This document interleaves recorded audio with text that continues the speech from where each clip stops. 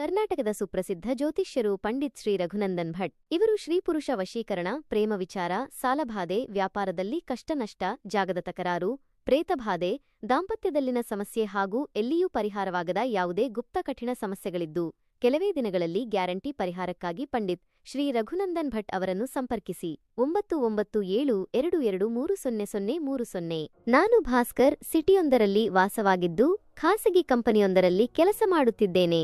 ಜೊತೆಗೆ TV repair ಗೊತ್ತಿದ್ದರಿಂದ company ಪರವಾಗಿ city ತುಂಬಾ ಟಿವಿ ರಿಪೇರಿಗೆ ಮನೆಗೆ ಅಡ್ಡಾಡುತ್ತೇನೆ. ಹೀಗೆ ಒಂದು ದಿನ ಟಿವಿ ರಿಪೇರಿಗೆ ಅಂತ ಹೋದಾಗ ಕೆಲವು ವರ್ಷಗಳ ಹಿಂದೆ ನಡೆದ ಘಟನೆಯನ್ನು ನಿಮಗೆ ಹೇಳುತ್ತೇನೆ. ಮೊದಲಿಗೆ ನಾನು ಟಿವಿ ಅಂಗಡಿಯಲ್ಲಿ ಕೆಲಸ ಮಾಡುತ್ತಿದ್ದೆ. ಆದರೆ ಸಂಬಳ ಸಾಲದಾಗಿ ಕೊನೆಗೆ ಒಂದು ಕಂಪನಿಯನ್ನು ಸೇರಿದೆ. ಜೊತೆಗೆ ರವಿವಾರ ದಿನವೂ ಯಾವುದಾದರೂ ರಿಪೇರಿ ಬಂದರೆ ಕೆಲಸಕ್ಕೆ ಹೋಗಿ ಬರುತ್ತಿದ್ದೆ. ನಾನು ಹಲವಾರು ಜನರ ಮನೆಗೆ ಟಿವಿ ರಿಪೇರಿಗೆ ಹೋದಾಗ ಅಲ್ಲಿ ಜನರ ವೇಷಭೂಷಣ ಕಂಡು ಬೆರಗಾಗುತ್ತಿದ್ದೆ. ಅದನ್ನು ಬಾಯಲ್ಲಿ ಹೇಳಿದರೆ ಸಾಲದು, ಆ ಅವಸ್ಥೆಯಲ್ಲಿ ಮನೆಯಲ್ಲಿ ಇರುತ್ತಿದ್ದರು. ಅಲ್ಲದೆ ನಾನು ಉತ್ತರ ಕರ್ನಾಟಕದಿಂದ ಬಂದವನಾಗಿದ್ದರಿಂದ ಇಲ್ಲಿ ಪಿಜಿಯೊಂದರಲ್ಲಿ ವಾಸವಾಗಿದ್ದೆ. ಮನೆಯಲ್ಲಿ ಸಾಕಷ್ಟು ಸಾಲವನ್ನು ಮಾಡಿದ್ದರಿಂದ ಅದೆಲ್ಲವೂ ನನ್ನ ಹೆಗಲ ಮೇಲಿತ್ತು.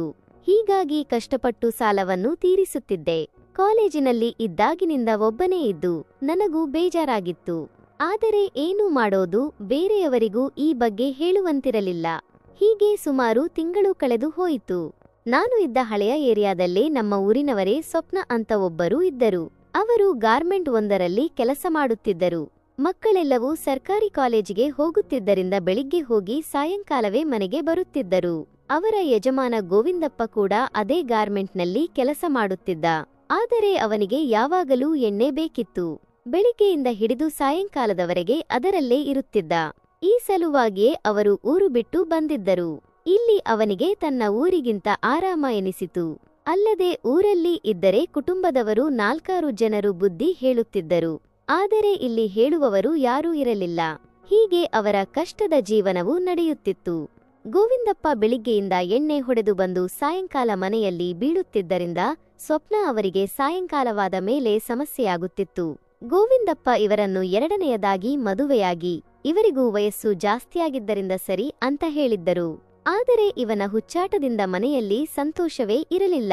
ಅಲ್ಲದೆ ಏಕಾಂಗಿಯಾಗಿ ಇದ್ದ ಇವರಿಗೆ ಹಸಿವು ನಿರಂತರವಾಗಿತ್ತು. ಯಾವಾಗಲೂ ಬೇಕು ಎನಿಸುತ್ತಿತ್ತು. ಆದರೆ ಇವರು ತಮ್ಮ ಕಷ್ಟವನ್ನು ಯಾರಿಗೂ ಹೇಳಿಕೊಳ್ಳುವಂತಿರಲಿಲ್ಲ. ಹೇಳಿದರೂ ಸಹಿತ ಯಾರಾದರೂ ದುರುಪಯೋಗ ಮಾಡಿಕೊಂಡರೆ ಎಂಬ ಅಳಕು ಮನಸ್ಸಿನಲ್ಲಿತ್ತು. ಹೀಗಾಗಿ ಸುಮ್ಮನೆ ತಮ್ಮ ಪಾಡಿಗೆ ತಾವು ಗಾರ್ಮೆಂಟ್ ಕೆಲಸ, ಮನೆ ಕೆಲಸ ಅಂತ ಬಿಸಿಯಾಗಿದ್ದರು.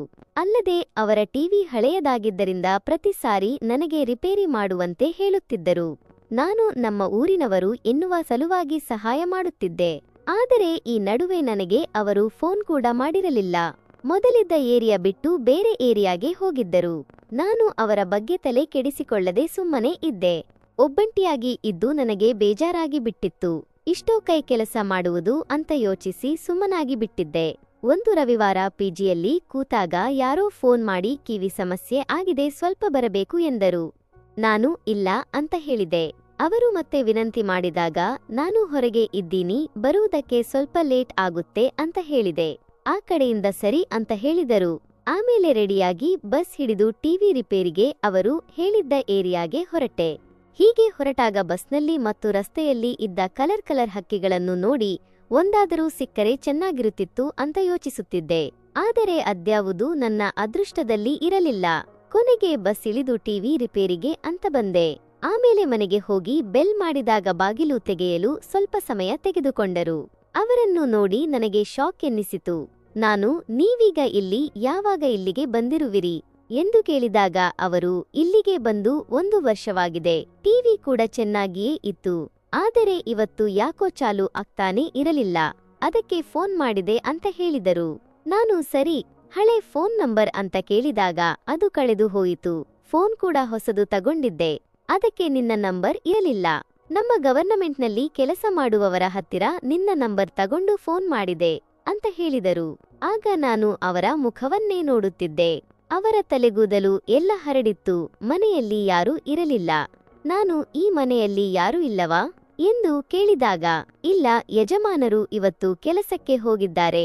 ಮನೆಯಲ್ಲಿ ಇದ್ದರೆ ನನಗೆ ಸುಮ್ಮನೆ ತೊಂದರೆ ಕೊಡುತ್ತಾರೆ, ಸುಮ್ಮನೆ ಹೊಡಿತಾರೆ ಅಂತ ಹೇಳಿದರು. ನಾನು, ಸರಿ, ವೆಂಕಟ್ ಮತ್ತೆ ರಾಮು ಎಲ್ಲಿ ಅಂತ ಕೇಳಿದಾಗ, ನಮ್ಮ ಹತ್ತಿರದ ಸಂಬಂಧಿ ಮನೆಗೆ ಹೋಗಿದ್ದಾರೆ, ಒಮ್ಮೆಲೆ ಸಂಜೆ ಬರುತ್ತಾರೆ ಎಂದಳು. ನಾನು ಸರಿಯೇ ಅಂತ ಹೇಳಿ ಟಿವಿ ರಿಪೇರಿಗೆ ಕುಳಿತೆ. ಹೀಗೆ ಕುಳಿತಾಗ ಅವರು ನನಗೆ ಟೀ ಮಾಡಿ ತಂದುಕೊಟ್ಟರು. ಆಗ ನನಗೆ ಸೌಂದರ್ಯದ ದರ್ಶನವಾಯಿತು. ಮೊದಲೇ ಒಬ್ಬಂಟಿಯಾಗಿ ಕಂಗಾಲಾಗಿದ್ದ ನನಗೆ ಏನು ಮಾಡಬೇಕು ಎಂದು ತಿಳಿಯಲಿಲ್ಲ. ನಾನು ಅದನ್ನು ನೋಡಿ ಸುಮ್ಮನೆ ಟೀ ಕುಡಿಯುತ್ತಾ ಕುಳಿತೆ. ಅವರು ಯಾಕೋ ಇವತ್ತು ಬೇರೆ ರೀತಿಯಲ್ಲಿ ಕಾಣುತ್ತಿದ್ದರು. ನನಗೆ ಯಾಕೋ ವಿಚಿತ್ರ ಎನಿಸಿ ಅವರನ್ನು ನೋಡುತ್ತಿದ್ದೆ. ಅವರು ಕೂಡ ಸುಮ್ಮನೆ ಇದ್ದರು. ಕೊನೆಗೆ ಅವರು, ಯಾಕೆ ಹಾಗೆ ನೋಡ್ತಾ ಇದ್ದೀಯಾ ಎಂದಾಗ, ನಾನು ಏನಿಲ್ಲ, 1 ವರ್ಷದಲ್ಲಿ ಎಷ್ಟು ಬದಲಾಗಿದ್ದೀರಾ ಅಂತ ನೋಡುತ್ತಿದ್ದೆ ಅಂತ ಹೇಳಿದೆ. ಅವರು ಸುಮ್ಮನೆ ನಕ್ಕು ಸುಮ್ಮನಾದರು. ಅವರು ನಿಜವಾಗಲೂ ಬದಲಾಗಿದ್ದರು. ಮೊದಲಿಗಿಂತ ಅಂದವಾಗಿ ಕಾಣುತ್ತಿದ್ದರು.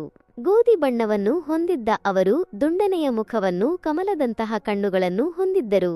ಈ ಹಿಂದೆ ನೋಡಿದ್ದಕ್ಕಿಂತ ಹೆಚ್ಚು ಅಂದವಾಗಿ ಕಾಣುತ್ತಿದ್ದರು. ಆದರೆ ಮುಖದಲ್ಲಿ ಕೊರಗು ಎದ್ದು ಕಾಣುತ್ತಿತ್ತು. ನಾನು ಆಮೇಲೆ ಟಿವಿಯನ್ನು ರಿಪೇರಿ ಮಾಡಿದ ಮೇಲೆ ಟಿವಿ ಚಾಲು ಮಾಡಿದಾಗ ಅದು ನೇರವಾಗಿ ಸಿಡಿ ಪ್ಲೇಯರ್ಗೆ ಕನೆಕ್ಟ್ ಇದ್ದಿದ್ದರಿಂದ ಅದರಲ್ಲಿ ಆ ಸಿನಿಮಾ ಬರತೊಡಗಿತು. ಅದನ್ನು ನೋಡಿ ನಾನು ಶಾಕ್ ಆಗಿಬಿಟ್ಟೆ. ಅದರಲ್ಲಿ ಕಪ್ಪು ಮನುಷ್ಯರ ಸಿನಿಮಾ ಚಾಲು ಇತ್ತು. ನಾನು ಕೂಡಲೇ ಇವರ ಕಡೆಗೆ ನೋಡಿದಾಗ ಅವರು ಅಳತೊಡಗಿದರು. ಮೊನ್ನೆ ಈ ಮನೆ ಸ್ವಚ್ಛ ಮಾಡುವಾಗ ಇದು ನನಗೆ ಸಿಕ್ಕಿತ್ತು, ಇದು ಯಾರದು ಅಂತ ಗೊತ್ತಿಲ್ಲ ಎಂದಳು. ನಾನು, ಇದೆಲ್ಲ ಏನು ಯಾಕೆ ಎಂದು ಕೇಳಿದಾಗ ಅವರು ತಮ್ಮ ಕಷ್ಟವನ್ನು ಎಲ್ಲವನ್ನೂ ಹೇಳಿದರು. 6 ತಿಂಗಳಿಂದ ಹಸಿವು ತಡೆದುಕೊಂಡಿದ್ದೇನೆ, ಆದರೆ ನಾನು ಕೂಡ ನನ್ನ ಬಗ್ಗೆ ಯೋಚಿಸಬೇಕು ಎಂದು ಹೇಳಿದಾಗ ನಾನು ಸರಿಯೇ ಎಂದು ಹೇಳಿ ಹೊರಟಿದ್ದೆ. ಆಗ ಅವರು, ನೀನು ನಿಜವಾಗಿಯೂ ಹೊರಡುತ್ತೀಯವಾ ಎಂದು ಕೇಳಿದರು. ನನಗೆ ಅವರ ಮಾತಿನ ಅರ್ಥವಾಯಿತು. ಆಮೇಲೆ ಅಲ್ಲಿಯೇ ಆ ಕೆಲಸವನ್ನು ಮಾಡಿದೆ. 6 ತಿಂಗಳು ಅವರ ಹಸಿವು ನೀಗಿಸಿದೆ. ನಾನು ಸಹಾಯ ಮಾಡಿದ್ದರಿಂದ ನನಗೂ ಕೂಡ ಸಂತೋಷವಾಯಿತು. ಆಮೇಲೆ ಅಲ್ಲಿಂದ ಹೊರಡುವಾಗ ನಾನು ಹಾಗೆ ಹೊರಟಿದ್ದೆ. ಆಗ ಅವರು ಟಿವಿ ರಿಪೇರಿ ದುಡ್ಡು ಕೊಡಲು ಬಂದರು. ಆಗ ನಾನು ಇದೆಲ್ಲ ಬೇಡ ಎಂದಾಗ ಅವರು, ನೋಡು, ಟಿವಿ ರಿಪೇರಿ ನಿನ್ನ ಕೆಲಸ, ಅದನ್ನು ಮಾಡಿದ್ದೀಯಾ, ಅದಕ್ಕಾದರೂ ಈ ದುಡ್ಡು ತಗೋ ಎಂದಾಗ ನಾನು ಸರಿಯೇ ಅಂತ ಹೇಳಿ ತಗೊಂಡೆ. ಹೀಗೆ ಹೋಗುವಾಗ ಆ ಸಿನಿಮಾ ಯಾರ ಕೈಗೂ ಸಿಗದಂತೆ ಮುರಿದು ಹಾಕಿದೆ. ಇದಾದ ಮೇಲೆ ನಾನು ಆಗಾಗ ಅವರ ಮನೆಗೆ ಟಿವಿ ರಿಪೇರಿಗೆ ಅಂತ ಹೋಗಿ ಆ ಕೆಲಸ ಕೂಡ ಮಾಡಿ ಬರುತ್ತಿದ್ದೆ. ಇದರಿಂದ ಅವರ ಹಸಿವು ಕೂಡ ನೀಗುತ್ತಿತ್ತು. ಆದರೆ ಈಗ ಕಾಲ ಬದಲಾಗಿದೆ. ನಾನು ಬೆಂಗಳೂರನ್ನು ಬಿಟ್ಟು ಬೇರೆ ಊರಿಗೆ ಬಂದಿದ್ದೇನೆ. ಅವರು ಕೂಡ ತಮ್ಮ ಊರಿಗೆ ಹೋಗಿದ್ದಾರೆ. ನಾನು ಊರಿಗೆ ಹೋದರೂ ಸಹಿತ ಅವರ ಮನೆಗೆ ಹೋಗುವುದಿಲ್ಲ, ಏಕೆಂದರೆ ನಡೆದು ಹೋದ ಘಟನೆಗಳನ್ನು ನೆನಪಿಸಿಕೊಳ್ಳುವುದು ಸೂಕ್ತ ಅಲ್ಲ ಎಂದು ಸುಮ್ಮನೆ ಇದ್ದೇನೆ.